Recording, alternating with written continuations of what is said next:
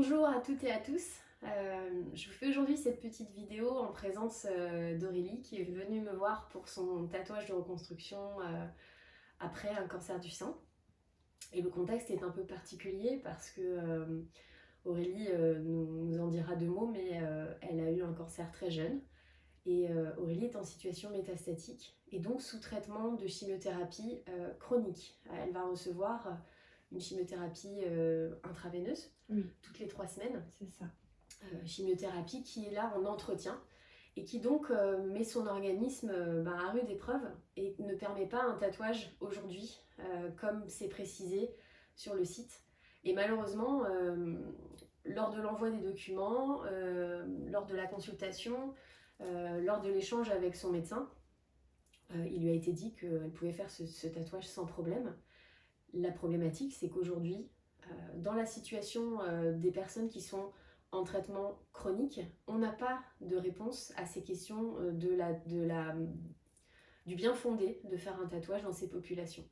Donc vous savez que je suis biologiste de formation, que j'ai travaillé dans le développement de traitements de chimiothérapie pendant presque 17 ou 18 ans. Avant de faire ce métier, et c'est pour moi un vrai questionnement de ne pas faire un tatouage quand il n'est pas indiqué. C'est une question très difficile et très délicate, et c'est aujourd'hui bouleversant pour moi de dire à Aurélie qu'elle est venue et que malheureusement on ne va pas pouvoir faire ce geste parce que je ne peux pas lui apporter toutes les certitudes de ne pas impacter sa santé, parce qu'effectivement en étant sous chimiothérapie, son organisme est plus fragile. Le risque infectieux est plus grand et le tatouage peut être une porte d'entrée vers une infection. Aujourd'hui, on est en période de Covid, on fait attention, on porte nos masques, on met en place plein de choses pour ne pas se contaminer. Mais il faut aujourd'hui qu'on prenne conscience, et là j'interpelle aussi les pouvoirs publics, le corps médical, les associations, que les personnes en situation de cancer du sein métastatique, quand elles sont très jeunes, on doit les protéger tout au long de leur vie d'actes qui peuvent leur apporter un danger. Aujourd'hui, on n'a absolument aucune étude qui puisse justifier la bonne façon de faire un tatouage dans ces populations fragiles. Et bien entendu, c'est pas des questions qui sont posées dans un salon d'esthétique quand on fait un tatouage des sourcils après une chimiothérapie ou pendant une chimiothérapie. On n'aborde pas cette question. Non.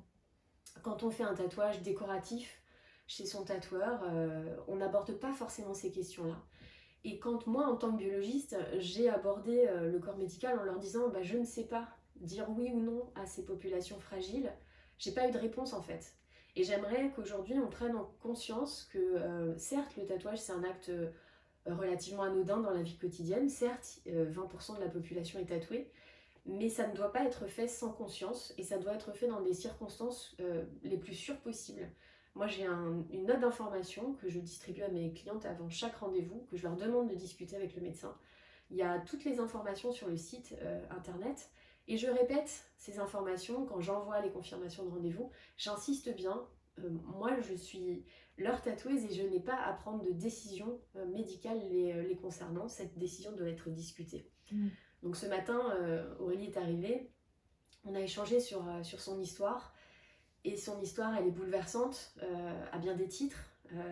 Mais moi, aujourd'hui, je ne suis pas en capacité de mettre Aurélie en danger parce que Aurélie est maman, elle a un petit garçon et il faut qu'elle soit présente pour lui. Et je ne souhaite pas mettre en danger sa bonne santé.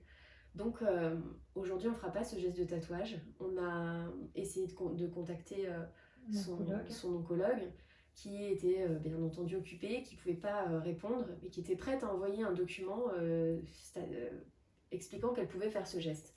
Or, moi, j'aurais souhaité pouvoir m'entretenir avec son médecin pour pouvoir expliquer mes doutes, pour avoir des réponses à ces doutes, et puis peut-être mettre en place un protocole ou des bonnes pratiques en disant, peut-être qu'il y a un timing plus adapté par rapport au traitement. Est-ce que effectivement les bilans doivent être revus par le médecin avant d'envoyer la cliente pour dire est-ce que son bilan sanguin est ok. C'est le médecin qui doit vérifier avant de faire le geste, parce que s'il y a un risque infectieux, on ne peut pas prendre ces risques de manière déraisonnable.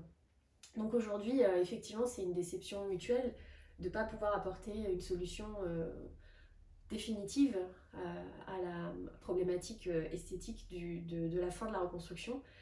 Maintenant, on a une solution qui est assez innovante et dont je vais vous parler, qui va pouvoir peut-être aider des jeunes femmes dans la situation actuelle.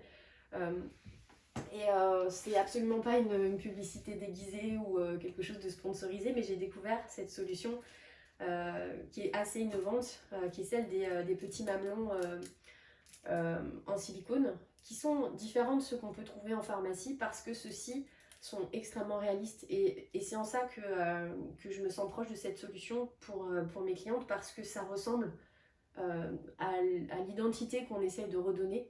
Alors, vous avez ici un petit exemple, c'est un modèle standard qui est proposé par cette marque. Je ne vais pas la citer parce que ce ne serait pas correct, mais vous trouverez facilement les détails sur internet en tapant mamelon silicone réaliste.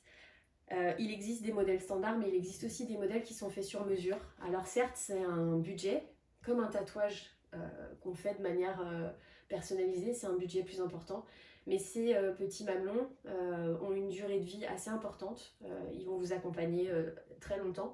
Et ils ont l'avantage de rester en place pendant 10-15 jours avec une colle spéciale qui vous permet d'avoir votre activité quotidienne, de vous baigner, de vous doucher, d'aller à la piscine, d'avoir une vie sociale. Et il y a différentes formes de mamelons, différentes hauteurs de mamelons qui vont être adaptées à chaque personne. Donc, pour ces populations fragiles, que sont les personnes en situation métastatique, et à l'approche de cette journée du 13 octobre qui approche, et qui est la journée réservée à la célébration de ces personnes et à la réflexion autour du cancer du sein métastatique, j'aimerais qu'on se pose ensemble les bonnes questions et qu'il y ait une réflexion commune sur la protection de ces personnes fragiles, le fait de ne pas les adresser à n'importe qui et de leur donner des réponses aux questions qu'elles se posent, parce que nous, professionnels, on s'en pose aussi quand on est touché par ça. Mais il y a aussi des professionnels qui se posent aucune question et qui sont prêts à faire n'importe quoi pour facturer un geste et mettre en danger de manière répétée des personnes qui sont plus fragiles. Donc encore une fois, mon côté militant revient à la charge, mais j'ai à cœur de vous protéger de l'extérieur, de vous-même parfois. C'est très dur de vous dire non, mais si je vous dis non, c'est pour des bonnes raisons, et j'aimerais aujourd'hui avoir une bonne raison de vous dire non. Et ça, il n'y a que des études qui pourront nous permettre définitivement de statuer sur ce problème, ou au moins une réflexion commune avec des oncologues, avec des chirurgiens, avec des spécialistes des traitements ciblés. On a besoin d'avoir ces réponses parce que ces jeunes femmes, elles ont une durée de vie qui est devant elles, et qu'on doit aussi assortir à cette durée de vie de la qualité de vie. On ne doit pas les considérer comme des personnes tout venant. On doit prendre des précautions pour elles, et on doit les accompagner de manière efficace. Et je laisse un petit mot de la fin pour vous, Aurélie. Ben, c'est assez compliqué parce que j'ai pas été renseignée comme j'aurais dû l'être normalement. Donc c'est vrai que ça me fait de la peine quand même, mine de rien. Mais bon, après, je sais que j'ai confiance en toi, en ton travail. Donc si tu as d'autres solutions à m'apporter, je les prendrai volontiers. Et puis s'il faut faire d'autres interviews, etc. pour te donner mon aide, il n'y a pas de problème. Voilà, ça s'appelle ça s'appelle un coucou qui arrive toujours au bon moment. Voilà, je pense qu'il faut que vous ayez toujours à cœur de vous mettre dans les mains des gens qui ont envie de vous aider, qui ont les bonnes raisons de le faire et qui ont les bonnes raisons de vous dire non parfois, même si c'est très dur. Et ça m'est arrivé à plusieurs reprises, et c'est un moment très compliqué, mais c'est aussi un moment où on a l'occasion de faire passer des messages. Et même si Aurélie a fait plusieurs centaines de kilomètres pour venir ce matin, je pense qu'on n'a pas fini l'histoire qu'on a démarrée aujourd'hui.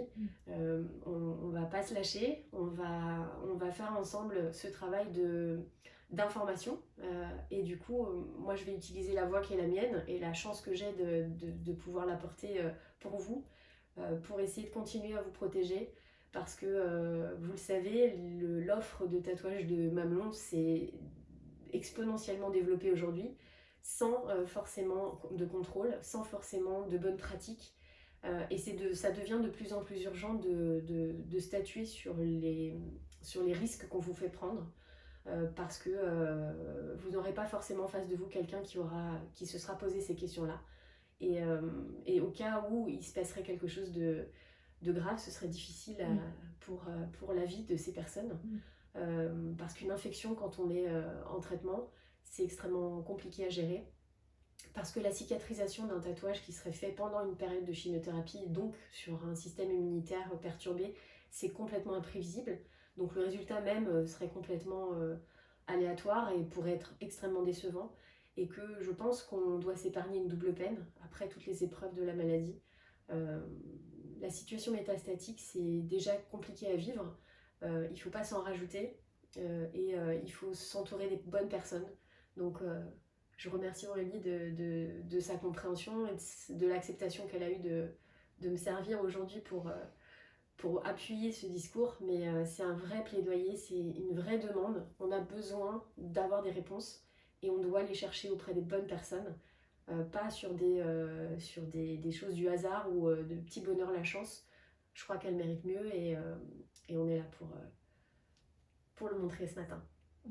Merci à vous et merci Aurélie. Merci à toi.